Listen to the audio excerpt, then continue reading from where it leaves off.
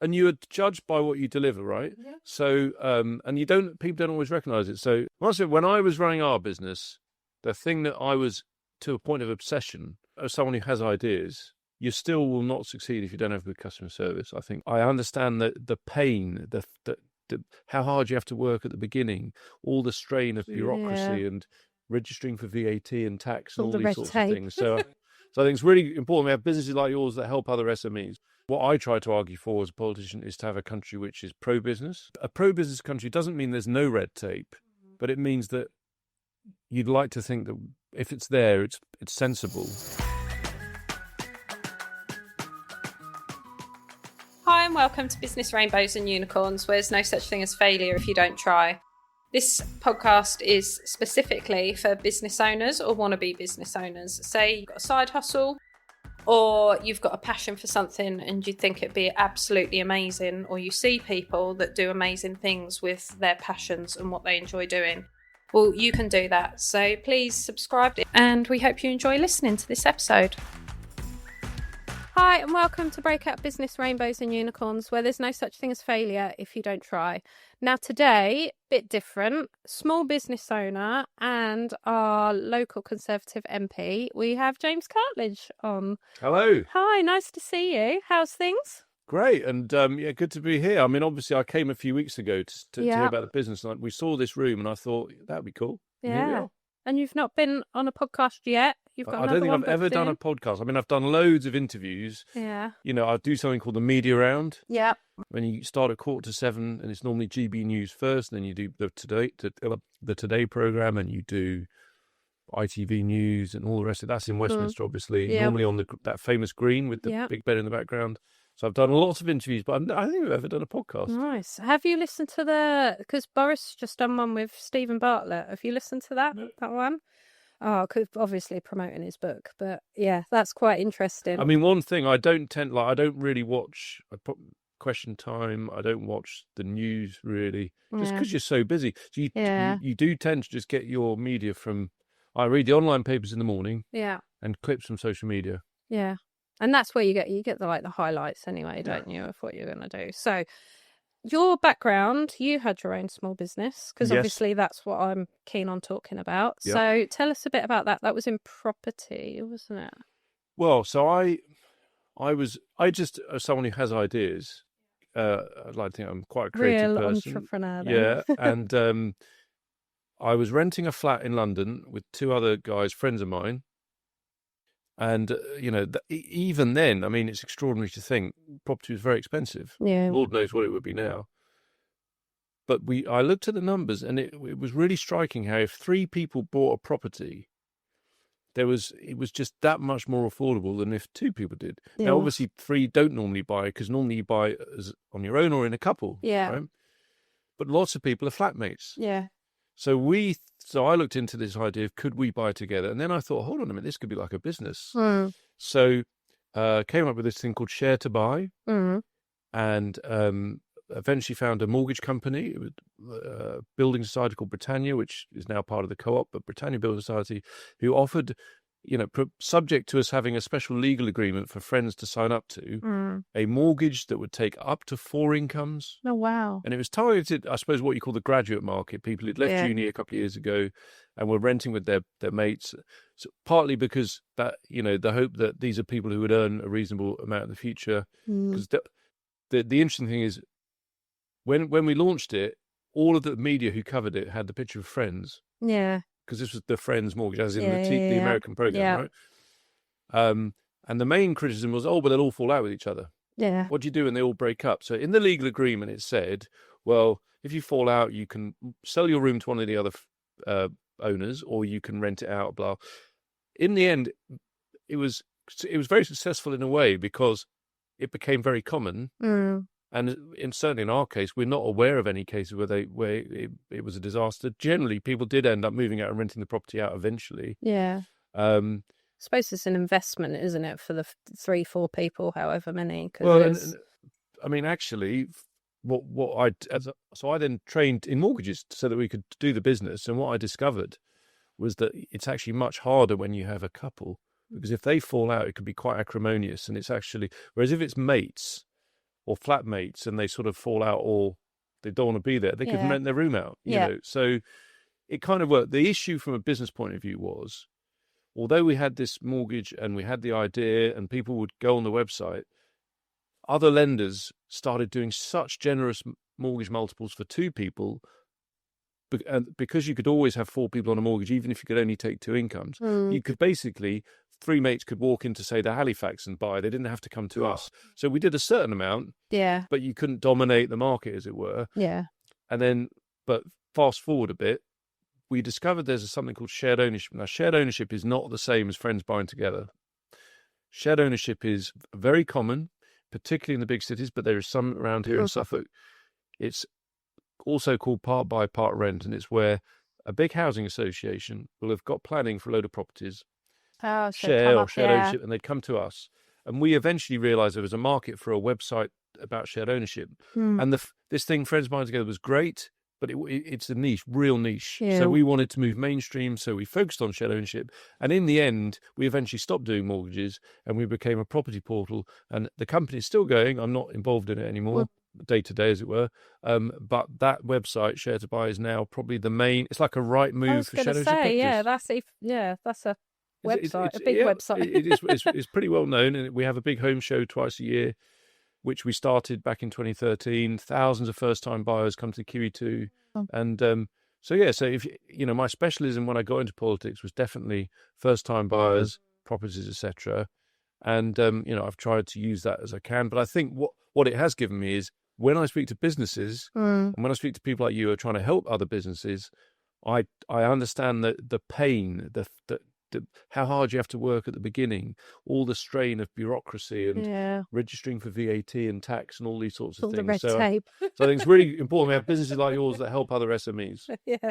So how did you go from that into what drew you into politics? I'd always been interested. My dad was quite political. He wasn't really party political, but we would debate things a lot. He was what you would call right of centre. And my mum was a lifelong Conservative, and I was really interested in it. I then went out to Romania in 1996 when it was post Berlin Wall, but it was still quite a communist country in many ways. And I was quite shocked.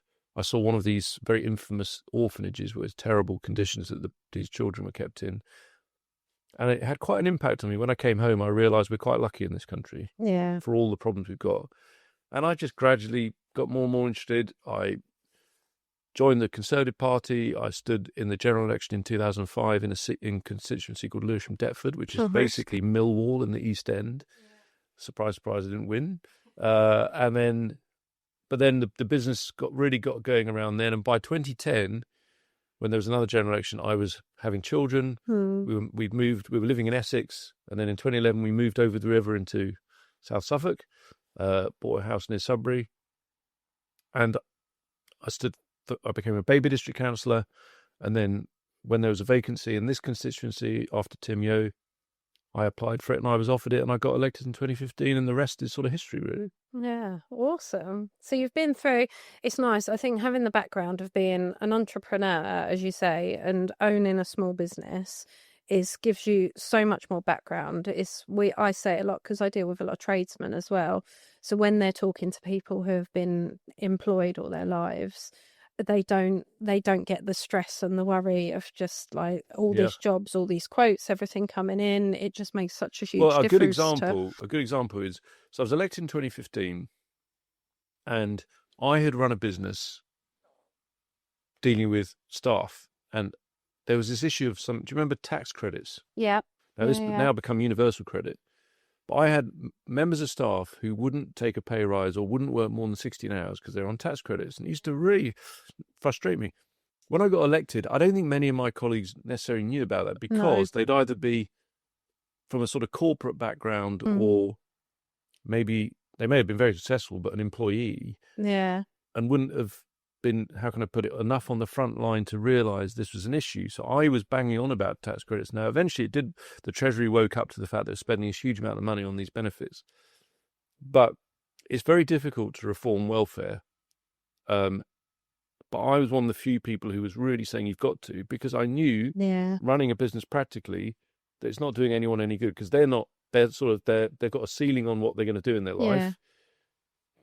You can't get them to work any harder than when you need them to, and so on. So that's you can only get that experience in the real world. Yeah. And then, but the other part of it is I went through the credit crunch, right? That also, that moment when you think your business is going to be existentially under threat. Yeah. So I have a lot of sympathy with companies at the moment where they're a bit nervy. Yeah, I think, with the NI and all the other things that have come through, I think it's safe to say that businesses it's since 2020, I think everyone's been we always seem to have that uncertainty, but even more so being a small business owner, because it used to be the age-old thing of just like, oh, well, you're a small business owner, you choose your time, you can choose your invoice, you can do whatever you want, whereas obviously there is a bit of a ceiling to a point when you're employed of what you're getting every month. But I think now there seems to be so much more uncertainty for small businesses. I think that's true. I mean, if I think of the thing I found most stressful, genuinely, it was dealing with a very famous telecoms company that I won't name. They're very well known. Because there's thousands of them around. Very, very large national telecoms company. And I found it so frustrating because we'd installed like what in those days was quite high tech, which is a phone system that it sounded like you what's called a hunt group. Do you know what I mean by hunt group? Yeah, Hunt group is when you ring up and it passes around people. Yeah. So ours worked virtually, so that if someone was working from home, it could go to them as if they were in the office. And we thought it was really cool, but we had so many problems with it. And then you'd ring up the call centre, which would be in another country, and that person wouldn't be looking after your case. They'd put you on hold, then you go through another person. And I have to say that and that's the point about being a small business owner. At the beginning, everything is on your shoulders, from the telecoms to the invoicing to the tax and so on. Now, eventually, we expanded enough that someone takes the weight off your shoulders. And I think just before I got elected, we'd had twins, so we have 4 children. I'd reached a point where, very luckily, I could sort of stand back for the business and it would still run itself. Yeah. But it takes a lot of effort at the beginning. And it's a balance of getting that, isn't it? Because you just you've kind of got to earn before you can take the person on, because you don't want to take someone on That's and a can't really afford difficult the salary. point. So when I came to your business last time and we met those SMEs you're mentoring, I asked if any of them employed anyone else or wanted to. I think there was only one person there who was employing someone else. And obviously, you're right. You have this real challenge, which is that the moment you do that, you have to watch over them, as it were, supervise them. You have to consider their employment rights. Obviously, you have to pay them. There'll be days when they're sick, days when they're on leave, and it's difficult. Having said that, again, going back to my experience, yes, we did. All companies have staff where it doesn't work out, right? But there is a massive satisfaction when I look at the people who've been with it for a while. And even though, as an owner, it dilutes your share, I was really proud when we gave a stake to the longest serving member of staff. Nice. As a reward. Yeah. And an incentive. And so I do think you've got to do that. But there's a cut-off point. Yeah. There's a point where you start to grow and you can take people on, you can take managers on to look after them. But up to then, especially if you're growing relatively slowly, which most small businesses, it depends what sector you're in. Some do, some don't. Yeah.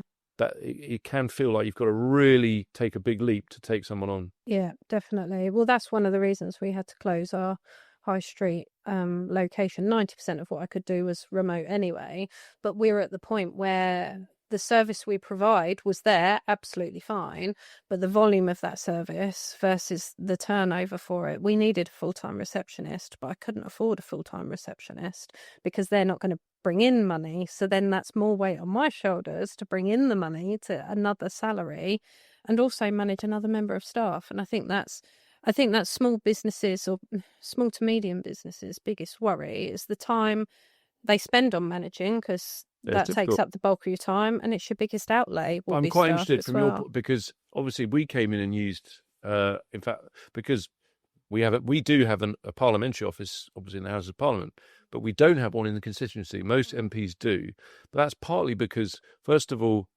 like you found, you've got to then take a physical premises. Yeah. By definition, we wouldn't be in there all the time because often we're in Westminster. Yeah. And by the way, where would you put it? If you put it in Sudbury, people in Hadley might be a bit miffed, you know. And so when we hold surgeries, we rove around the constituency. But, you know, when I ran the business, we were remote a lot. You know, we did hire temporary offices. Yeah. And what struck me about what you were doing is I wonder if in this part of the world there's not much provision, it seems to me, of what you call flexi space, which is quite popular now. It's not. You had innovation labs in Sudbury and you had us, and we had regulars, we had a full-time member of staff, we had regular desk hires, and it did work really, really well.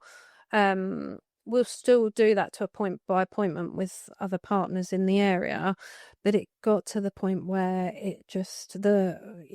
I'm surprised because obviously there'll be lots of people now who work from home, and in this part of the world there'll be lots of skilled professional people who've settled here who used to commute and now spend a lot of time away from home. I know that for a fact. You'd think that there'd be a much more demand for occasional flexi office space. Yeah, definitely. But I think it's so personal what people like. We found some people didn't like the fact that other people were in there on the phone. They wanted silence. Yeah. Other people wanted that's 'cause yours was they open, liked wasn't the it? chat. Yeah, ours was open. And actually it worked well when you got the right people in, and like the SMEs you met the other day, because they solely work alone. So they liked coming in because they'd bounce off and go, can I just read this email out to you? Can I just check? So it was like, and that's what I always said, it's more like co-working where it's an open plan office, because some people are like, oh no, I need silence and do that. It's like, I'd recommend going to the library then if that's the case. So yeah, it was a real by individual, their personal of what they wanted. And those businesses you're talking about, what is their number one thing they come to you for? What are people most concerned about? It's kind of split into three. So one is marketing and social media, how to get themselves out there. So it's all people that have got this trade, got this. So like specialising, like you said, in mortgages. I've got this idea. I'm going to specialise in that. That's my trade. That's my expertise. But how do I get it out there? What social media platform? Second one is anything from invoicing to the self-assessments, VAT returns, and all the money side of it down there. And the third one is the techie bits, if they need a website and there's only so much. So we do training courses so that we can help people do it themselves if that's what. So we've kind of got those three tiers of, here's a download or read a blog post or listen to the podcast and you can listen to this. Here's a training course for it, or we can actually take it on and you can outsource and do it all for you. My favourite for that is when they come in, they're like, right, Dave down the pub's told me. So we get, sometimes it's a lot of that, of where it's like, we're talking about social media. Dave down the pub said I needed a website and to be on Facebook and to do this and do that. And it's not that we do ourselves. And I noticed there was a gap in the market of, I'm not doing myself out of business, but if you're providing a gardening service locally, you don't need a website. You don't need to be on every single social media platform. Actually, use the parish magazines, use this. But I think nowadays, because the first thing people do is Google about business of what they need. Whereas when you set up and you're setting up a small business, one thing you don't have is normally funds. So we found a gap in the market where actually we're not going to come in and go, right, you need this, this and this. Okay, we're going to start in package at $2,000. We don't do that. We'll strip it down. What do you want step by step? And then help them manage that as well and help them manage the money, which then ekes into the bookkeeping and do you need any software? Well, no, actually you can do it off a spreadsheet and what is your, but how do you grow from that? Because, would you want to help bigger businesses or just have more of these micro businesses? We grow with the micro businesses. So we've had a number of them where it started off sort of slowly and then they've got to a point and gone, right, I need a website now, or actually, can you do my social media for me because I haven't got time to do it? So we kind of grow with all of our businesses and everyone we work with, which is lovely to see, because then it's the incentive for them to grow and the incentive for us to help them, because then we grow together. And we've made this awesome network of local businesses of now they all work together as well. So the money's going back into, you need some marketing, some printing done. Well, named for Europe, the road in Sudbury, use them. Don't go online and go to Vistaprint. Use these people, because I think our biggest passion is the customer service side. Like you were saying about a huge telecoms company, I've had it recently with several huge companies you have to use. The customer service isn't there. You're talking to a small business, you get the service, you get the questions, and they care. Whereas some of the bigger businesses, In the long run, we found this. Even if you've got a niche, you still will not succeed if you don't have good customer service, I think. Yeah, 100%. Yeah, and that's our biggest passion, is getting the customer service right and listening to people as well, which is, well, one of your biggest jobs is listening to the community. And Well, no, right. So tell me, what are people worried about in sort of that politicians would be interested in the moment? I think the biggest thing is the NI and the employment side of things. I think so I put out on my stories that you were coming on. I was like, right, what questions? Hold on, let's just break that down. When you say you put out on your stories, you mean Instagram? Instagram stories. Right. James Cartlidge is coming on the podcast. What questions have you got for him? We'll filter out some of them, but the main thing was, which is why I wanted to ask about your own business, because I think some of the questions you've already answered in terms of, well, I've had my small business, so I understand that and how you work. And the other ones were things like proper understanding. Well, what would you do for small businesses when you're going to representing us up at Westminster?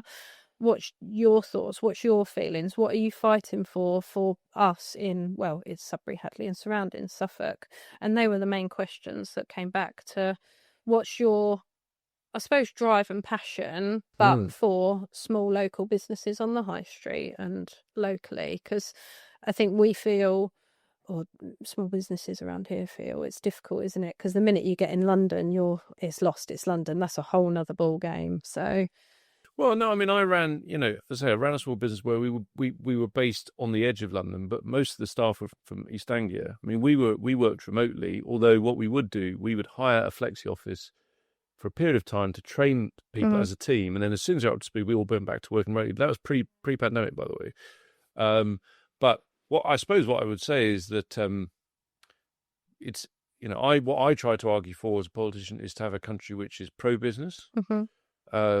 Understand that while, it might sound ethical or sort of egalitarian to have, the right, for example, to, take your employer to court on day one, which is what this new legislation will do. That may sound good in principle. In practice, I worry about that. I really do, because I've worked in a business. You will never, no matter how hard you try, you will never always recruit the right person. There'll always be people it just doesn't work out, and both parties will have to understand that, Yeah. I think we're in a society now where a lot of people don't understand, like banter, for example. There's certain people I know I can say certain things to, and they'll absolutely. take it 100% You've got to be as careful. banter. You've got to be careful. Whereas if you've not got that relationship with someone, so it almost then puts you on guard straight away, and then that makes I have to have all my legislation in place from day one. Fine. I don't fully understand what I have to have for health and safety and first aid. To me, I'm sat with a laptop. Exactly. And I think that a pro-business country doesn't mean there's no red tape, but it means that you'd like to think that if it's there, it's sensible, and it isn't. And so I do worry about this new employment bill that's coming through, that it is overly onerous on small businesses, for whom employing people is not an easy thing to do. Also make the case, obviously, for reasonable tax. I mean, the amount it's going up, I think it's obviously tax brings in revenue, and the government will say, well, we need to fund the NHS, etc. But there's always a trade-off, as you know, because we need to grow the economy to generate the tax revenues, and there's a danger you tax too much, you just end up undermining enterprise. And I think this national insurance increase, I agree with you. I'm concerned about its impact, particularly on those businesses that have a small operating margin. It's very tight. That have dealt with a lot of inflation. So if you think of a care home or a pub, there's a national living wage, which, to be fair, we supported in government, and which I think was necessary. But if you've already got that happening to your cost base, and you then get employers' national insurance on top of it and a reduction in the allowance, all of these things combined together in areas like pubs and social care, it might not work after that. It might, businesses can't lose money, or they're not a successful business. And we want to see businesses succeeding. So I do think these are concerns, and that's our job, is to argue for that. I mean, obviously, I'm in the opposition now, and I didn't vote for these things, but our job is to try and argue that we should be pro-business. The other part of it is we're constituency MPs. So I'm very lucky to represent South Suffolk, which has the beautiful Old Melford in it, and so on. And there is this part that I can help by promoting businesses, by visiting them, promoting the area. Yeah. If I give you some examples, just since in the new year, I've obviously visited you, for example, but I was recently at AFT Trenches, brilliant manufacturing business. I've been to visit pubs. There's one in Charlesworth that was in the Michelin Guide, so I was promoting that on my social media. And I have a particular project to boost local viticulture, known to most people as wine. Yeah. And because there's some really good brands around here, actually. We've got some amazing brands out here. Well, so last couple of weeks ago in Higham wine. Now, my wife thought their pink sparkling rose was absolutely delicious. Yeah. So we did some social media around that. But the you thing have to about go to Gifford's Hall up the road. Gifford's Hall, correct? I've been there. Oh, Yeah. we had them in Parliament, Gifford's Hall, Oh, promoting them wow. on Suffolk Day. That was they have I think personally, a really gorgeous still rosé. Yeah, they do. You've got Shotley wine on the peninsula. There's actually Ark in Stansted, who do a really nice Ripasso, which is one of my favourites. It's a still red, and there's several others. And I think the thing that most people aren't aware of is that if you produce wine around here, your grapes get sent to Kent, where the English wine industry is based, and industrially processed and turned into bottled wine that you buy in a shop. But the great thing is, last summer, a company opened a winery in Holton St Mary, which is obviously a village on the way to East Berkholt, so in the constituency. And what that means is we can now build up like a proper local wine hub almost. Yeah. And it's great economically because farmers who are, it's a bit tough for them at the moment, whilst it does take a few years to pay back if you grow grapes, it's quite a good return. Yeah. It's a diversification, and it can bring tourism. Yeah. So if you look at Kent and Sussex, they've done brilliantly out of, you've got these now globally leading brands like Nye Timber. Mm-hmm. So they are supporting genuinely successful businesses where, once they mature, those businesses will have people in them earning really good money based on international trade, because this stuff is popular abroad. We know that Ark in Stansted want to sell had interest from Sweden. Mm-hmm. And that's how, the thing that really drives sustainable prosperity and decent wages is international trade. Yeah. Why is London so successful? Because it's a big international city. Why was I visiting AF Trenches? Because the day I was there, they were packing one of their machines off to Norway. They are less vulnerable because they export all over the world. And so, of course, you need British-facing businesses. Mine was a British-facing business. Yours is. But ultimately, you want companies that will grow and sell internationally. Yeah. And that's what I think our wine brand could do. Yeah. I mean, it's very early stages. It's worth stressing. So that's the other part. There's two things, really. Making the case in Parliament for being pro-business, that's where our wealth comes from, our opportunities. But on the other hand, locally promoting our local businesses, our wine companies, our business service companies like Breakout. Of course. And just how does that, just explain briefly, how does that work? Because obviously Conservatives aren't in power. Yes. But you've still got a job. Yes. So really bringing it down. So how does that work in Parliament for you to push all this and chat? Like, how much impact? Well, in terms of the Constitution, our political system, so I was a minister in the government, but when we lost the election, I was no longer a minister. I'm now a shadow minister, which means, so I'm the shadow defence secretary. So when the defence secretary stands up in Parliament and says something, I come up after him and ask him a question. Yeah. So in all that, you're still an MP. Yeah. You still represent your constituency. It's one of the strengths of our system.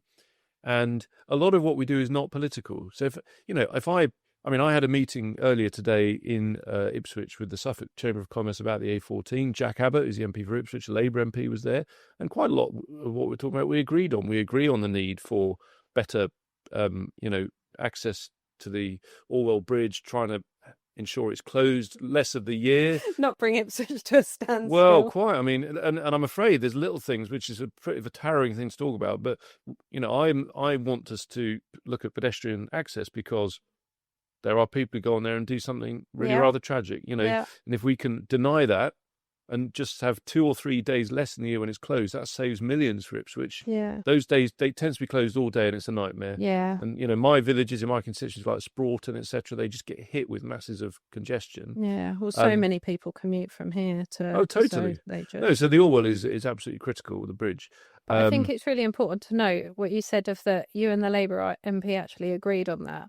Cool. Because if, obviously, my love-hate relationship with social media, if it's not on social media, it didn't happen. If it is on social media, it's true. And I think as MPs, it just shows up that, it was voting for their salaries. Look, it's full. Oh, they're voting for something real. Oh, it's empty. So things like that and meetings like that. And that's a very good example, if I may say, Farley. I remember that. That was so distorted. Yeah. And I won't say where it was. I was visiting a well-known company in the area, and this guy, I came up to his sort of way he was working, and he started having a go at me about, well, you're in it for yourselves, for the money, you're corrupt. I said, well, I'm not corrupt. Tell me how I'm corrupt. He says, well, you own shares in whatever. I said, no, I don't. Oh, well, I heard that you all do. I said, no, I don't. I saw a meme on social media because that's where it comes from. Well, and we got one of the worst ones ever. I'm a big supporter of the vaccine and what we did in the pandemic. Crikey, if we hadn't done that, who knows how long we've been locked down for. But there are people out there who are a bit sceptical about the vaccine. Yep. And there was a debate in Parliament. And a German debate. German debates are at the end of the day, no one attends them apart from the person moving the debate and the minister responding. It's not because no one likes it. It's just because it's a personal debate almost. So I've had a few of those, and there was a debate on a Friday. So you're not normally in the House on a Friday. You're in your constituency, as I am today, right? And it's the adjournment, so you're not normally there. And it was a Friday, so doubly you're not normally there. And there was one on COVID vaccine excess deaths, right? Which is whatever you think of it. And I got terrible abuse for not going to this debate. And all these people who don't like the vaccine saying, oh, you're all corrupt, you weren't. We never go on a Friday. But they don't listen to that because they care so much about it. They're offended that you weren't there. So we get this all the time. I mean, I've had death threats. We've had everything. And it's difficult. But you have to be motivated. And I think it's important, like you say, is getting that information out, like that meeting today, and getting information like that you've both, A, you've agreed on it, B, you've had the meeting, and C, you've actually talked about it. Because it's like the infamous, you get them on social media now, I'll sign this petition. So one I signed was about the school, taking your kids out of school and getting fined for doing that. And it's that, once it gets to, I think it's 150,000 signatures or something, it's debated. To be debated, it has to be debated in Parliament. And I suppose it's that, because that's obviously really important to the public, because they've all signed it. It's a classic Facebook share. To then, we feel like the people we're having an effect on Parliament.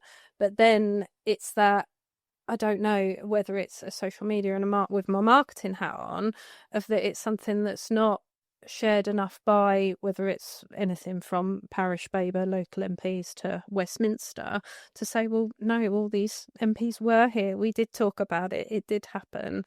Because I think it's the positive stuff. So I am glass half full. I'm very positive. So I think it's important to share things like that. Because it's worth stressing, this isn't new. I mean, politicians, no, not at all. I've got a painting in my house. Politicians have always been derided because whether deserved or otherwise, and sometimes it is deserved, we are the finger of blame. I mean, I can tell you now, I'm in opposition now. We get far fewer emails of people complaining because you're not the government. No. Why is Keir Starmer unpopular? Part of it is because he is in charge and people are disgruntled. So who do you blame? You blame the person in charge, even if they're doing their best. And I know, whilst I don't support him, I suspect he is trying his best. And there is an issue on truth. I mean, the worst one of all. Russia is doing terrible things to Ukraine. They are a dictatorship. They've invaded democracy, but I remember, I mean, I've been very supportive. I think we need to be, because if we don't support Ukraine, they're not going to stop there. So it's in our interest. But there are people, a minority, I must say, who will go after you on social media and say, why are we giving our money to these people? And actually, you get people who, worse than that, they basically support Russia and Putin. And I think they're probably going on like chat rooms or social media that is not necessarily well informed, should we put it. So there is an issue about what is the truth. Yeah. You know, you had these drones recently. I've had emails from people who think aliens are invading and all that. I don't think that's majority view. No. At least I hope not. No, it's definitely not. From someone who sits on social media a lot of the time, it's definitely not the majority. So you have to have trust, and the problem is if we don't deliver, and government is really difficult, then you lose trust. But you know, people say, well, you failed, and so I always try to explain to, well, hold on a minute. You know, if last Parliament we were in power, blimey, we had a pandemic, and the day it finished, Putin invaded Ukraine, and we've had inflation like no one has experienced for years, where the cost of living exploded. We couldn't control those things because those things, and eventually, at first, people are like, "Oh, yeah, it's not your fault," but of course, they then get bored, frustrated, and it is your fault. And especially, you know, we had too many change of leader and all these things. We started arguing amongst ourselves, so we deserved to lose the election. But you know, it is frustrating. No matter what you do. Yeah. You don't know. Certainly, you never. Very few people thank you. If you help someone with an individual constituency case, they will thank you. Yeah. And there are still lots of lovely people out there who recognise, even if they don't vote for you, that you're working hard. One of our clients, actually, he started his own contract cleaning business, and he was injured in the military in service. And he actually said, when we said you were coming on, his name's Scott, he said, oh my word, him and the team were absolutely amazing. They really helped us get what I needed. It was just he had multiple problems, like he wasn't, I think, to the point he wasn't expected to almost walk again. So but he said everything he needed. I am so chuffed to hear that. And you are judged by what you deliver, right? Yeah. So and people don't always recognise it. So there are two things. So in Sudbury, like, I absolutely campaigned for them to rebuild Ormiston Academy, because at the moment you've got TGS, where my kids go to school. It's been rebuilt. It's doing incredibly well. Ormiston, it's an old building. They will not be able to do as well unless they also get the investment in a new building. So that was something that I hope will be delivered. Touch wood, fingers crossed, etc. If we could just do it in the next 2 years, because my daughter's going there, that'd be great. Thanks. Well, yeah, might be. I mean, no pressure. I think it will start soon, you know, reasonably soon, but it obviously take a few years to build. But you know, when I was at the MOD, I was responsible for the defence estate. We didn't own the defence estate; it had been sold off many years ago. And I realised that we had to buy it back because that defence housing is poor quality and it needs to be rebuilt. And as I left office, that went through. Now, it was signed by Labour, but that was my deal. And so I was so chuffed. But when it happens, do you get letters in the post saying, thank you, Mr. Cartlidge? Of course you don't. No, you know. But it's the classic, isn't it? If you go and have a bad meal somewhere, you tell 10 people, or if it's a really good meal. And that's what we always try and encourage our small businesses to do. Go out, ask people for Google reviews, ask them to share about you on social media, ask them to tag you, like the video you did when you came to see all of that. Because if we don't, we can't keep moaning there's too much negativity if we're not posting the positivity out there. So I think that's really, really important. Also, when I was running our business, the thing that I was to a point of obsession was what I would call niche SEO, search engine optimization. We wanted to come top on certain, and we were just obsessed with that. Yeah. Is that still as important, or is it more important about social media now? It's both, because obviously all the social media platforms they come up on Google anyway. So if you Google Breakout, it's the website, then the Facebook page, etc., etc. If you so we had the place as a pop-up shop. If you Google pop-up shops in Suffolk, we come up as top. So it's top through the website. So both of them are really. Well, look, you're doing very well. That's what's clear. Because I've seen all the companies that are using you. Yes, yeah. So what's your priority? So ending on a what's your priority? What's your 2025 goals? Because you walked in on a goal setting session from ASC Me. So what's the 2025 goals and plans? So in terms of, as a politician, obviously I have my shadow defence responsibility. I'd like us to avoid being invaded or conquered. Yeah, obviously, yeah.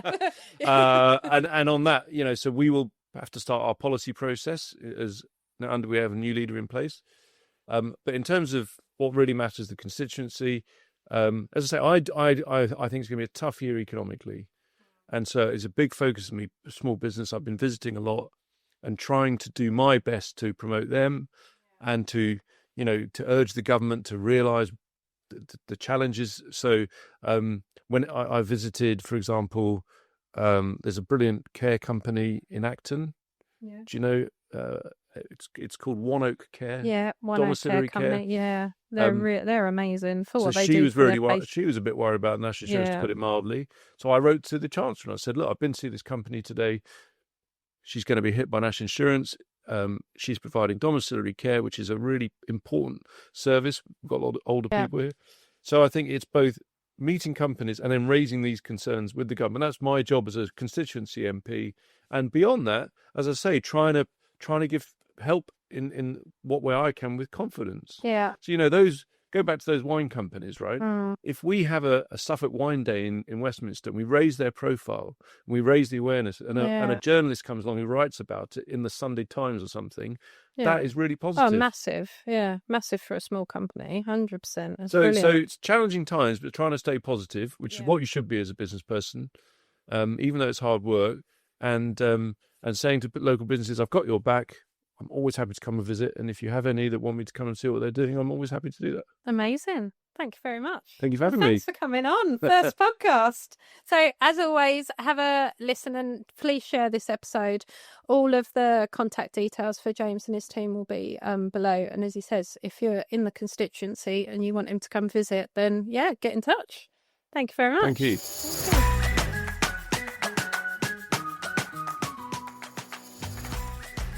Thanks for listening to this episode. We really hope you've enjoyed it. If you have, please share with a friend who you think needs a bit of help with starting a business or even their small business, which they've already got going. Please like and subscribe to our podcast, which always helps a small business or small podcast like us.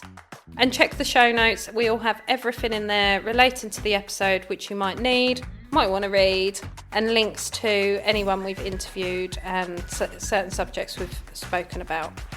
And thanks for listening.